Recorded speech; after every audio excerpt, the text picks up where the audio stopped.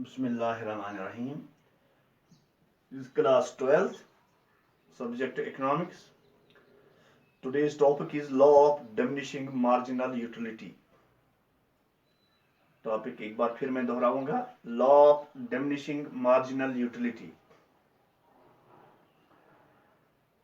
तो साइकोलॉजिकली जब intensity of desire जो है of a commodity tends to decrease as more and more of a commodity are consumed. Psychologically ये बात जाहिर है कि जब हम ज्यादा से ज्यादा चीजें कंज्यूम करें तो उसके बाद जो डिजायर जो है या हम कहेंगे जो सेटिस्फैक्शन है वो थोड़ी सी कम होती जा रही है.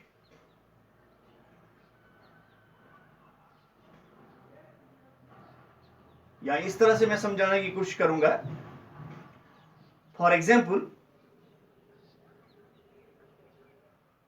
हमने एक बनाना लिया, कंज्यूम किया, केला कंज्यूम किया, तो जो पहला यूनिट था उसमें जो सेटिस्फैक्शन थी वो ज्यादा थी. जब हम दूसरा केला लेंगे तो उसमें उतनी सेटिस्फैक्शन नहीं थी जितनी पहले वाले में थी. जूं जूं हम एक एक केला और लेते जाएंगे सेटिस्फैक्शन में कमी आती जाएगी. यही है, accordingly every successive unit of a commodity offers less and less satisfaction. हर एक बढ़ता हुआ यूनिट जो है, जो हम ज्यादा यूनिट लेते हैं, पहले के बाद दूसरा, दूसरे के बाद तीसरा, तीसरे के बाद चौथा, सेटिस्फैक्शन जो है वो कम होती जा रही है या कम होती जाती है. इसके माने ये हैं कि मार्जिनल यूटिलिटी जो है, जिसको हमने अलग से भी पहले पढ़ा है पिछले लेक्चर में, मार्जिनल यूटिलिटी को, इट टेंड्स टू डिक्लाइन, ये डिक्लाइन होनी शुरू हो जाती है, कम होनी शुरू हो जाती है, as consumption of the commodity increases. जो ही हम ज्यादा से ज्यादा चीजें कंज्यूम करते हैं तो मार्जिनल यूटिलिटी जो है वो डिक्रीज हो जाती है, कम हो जाती है, डिमिनिश हो जाती है, डिक्लाइन हो जाती है. इसी को कहते हैं law of diminishing marginal utility. इसी को हम कहते हैं law of diminishing marginal utility. थोड़ा मैं एक बार फिर इस पे थोड़ी सी बात करूं. जो जो हम ज्यादा से ज्यादा चीजें कंज्यूम करते हैं, जो पहली यूनिट में सेटिस्फैक्शन होती है वो दूसरे में नहीं होती, उससे कम होती है, तीसरे में उससे भी कम होती है, चौथे यूनिट में उससे भी कम होती है. इसी को कहते हैं, this law is known as law of diminishing marginal utility. जो पिछली लेसन जो थी, प्रीवियस लेसन जो हमने उसमें पढ़ा था, जो टेबल के जरिए और फिगर के जरिए, ग्राफ के जरिए आपको दिखाया था, उसमें हमने देखा था marginal utility diminishes. Marginal utility उसमें डिमिनिश हो जाती है. अगर आपको वो टेबल याद होगा, पिछले लेक्चर में है, पहले वहां मार्जिनल यूटिलिटी 100 थी, उसके बाद 90 पे आ गई, उसके बाद 80 पे आ गई, उसके बाद 70 पे आ गई, उसके बाद 60 पे आ गई. लेकिन टोटल यूटिलिटी जो थी वो इंक्रीज हो गई, वो बढ़ी, बट एट डिमिनिशिंग रेट. वो इंक्रीज हो गई but at diminishing rate. This was about law of diminishing marginal utility. अब इसके साथ है law of diminishing marginal utility is a fundamental law. इस पे थोड़ी सी बात करें. Law of diminishing marginal utility is a fundamental law. इसमें थोड़ी सी बात करें। ये law of diminishing marginal utility जो है, इट स्टेट्स, ये हमें बताता है that as more and more units of a commodity are consumed, जो ही हम ज्यादा से ज्यादा चीजें, किसी कमोडिटी की ज्यादा से ज्यादा चीजें कंज्यूम करते हैं, तो मार्जिनल यूटिलिटी जो है हर एडिशनल यूनिट के साथ वो डिक्लाइन हो जाती है, नीचे आ जाती है। एक बार फिर, अगर हमने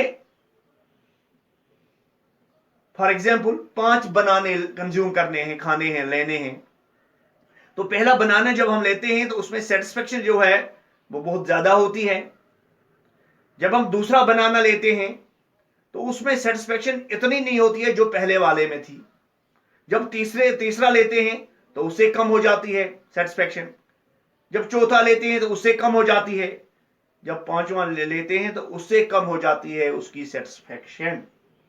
गोया कि एवरी एडिशनल यूनिट, दूसरा हो गया एडिशनल, तीसरा हो गया एडिशनल, चौथा हो गया एडिशनल, पांचवा हो गया एडिशनल, इसमें जो है मार्जिनल यूटिलिटी ये डिक्रीज हो जाती है, कम हो जाती है। It happens in respect of all goods, तमाम गुड्स एंड सर्विसेज जो हैं हर में ये कानून लागू हो जाता है। हर पे ये कानून लागू हो जाता है, हर चाहे कोई भी गुड हो या सर्विसेज हो। पहला लिया ज्यादा सेटिस्फेक्शन मिली, दूसरा लिया मार्जिनल यूटिलिटी कम हो जाती है, तीसरे उससे कम, चौथे उससे कम, पांचवा जब लेते हैं तो उससे कम हो जाती है मार्जिनल यूटिलिटी, वो सेटिस्फेक्शन कम हो जाती है। इसी को कहते हैं fundamental law of satisfaction. It is known as fundamental law of satisfaction, या हम इसको कहेंगे fundamental psychological law. Fundamental psychological law कहेंगे या फंडामेंटल लॉ ऑफ सेटिस्फैक्शन कहेंगे। This was about law of diminishing marginal utility is a fundamental law. Now, इसमें कुछ assumptions हैं।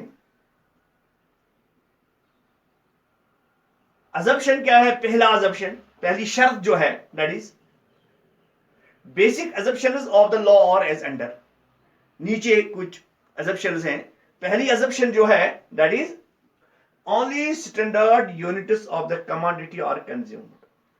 जो हम कमोडिटी कंज्यूम करेंगे, चीज हम कंज्यूम करेंगे, लेंगे, इस्तेमाल करेंगे, खाएंगे, वो स्टैंडर्ड टाइप की होनी चाहिए। फॉर एग्जांपल, अगर हम कोई चीज, for example A cup of T, it is a standard unit of a commodity.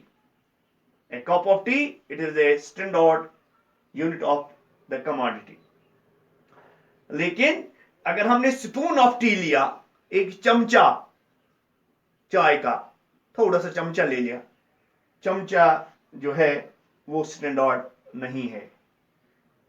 जो ये शर्त लागू कहां होगा? जब हम एक कप ऑफ टी लेंगे। शर्त लागू नहीं होता है अगर हम एक स्पून ऑफ टी लेंगे, चाय का एक चम्मच अगर लेंगे, उस पे ये शर्त नहीं लगता है। ये नहीं। दूसरा है consumption of the commodity is continuous. जब हम चीज को कंज्यूम करते हैं तो इसको कंटिन्यूअसली करना है।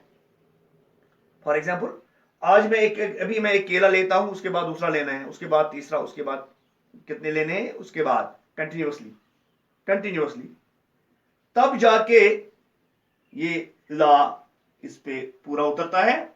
ऐसा न हो कि हम एक यूनिट आज उसकी कंजप्शन करें, आज हम एक केला ले लेंगे तो कल दूसरा लेंगे, इस पे ये शर्त पूरा नहीं होता। तो इसके लिए लाजमी है जो चीज हम लेंगे उसको कंटिन्यूअसली लेंगे, आज ही लेंगे, जिस वक्त पहली चीज उसी को दूसरी, तीसरी उसी वक्त, तब जाके ये इस शर्त पे पूरा उतरता है। तो अगर हम ऐसा करेंगे, एक चीज आज लेंगे, कल दूसरा, परसों तीसरा, तो उस पे ये पूरा नहीं उतरता लॉ। तो दिस वाज टुडेज टॉपिक। तो मुझे लगता है कि इट वाज वेरी सिंपल। इस पे हमने पहले भी बात की है, तो मार्जिनल यूटिलिटी के बारे में, टोटल यूटिलिटी के बारे में, तो मुझे लगता है कि आपको समझ आया होगा। तो थैंक यू।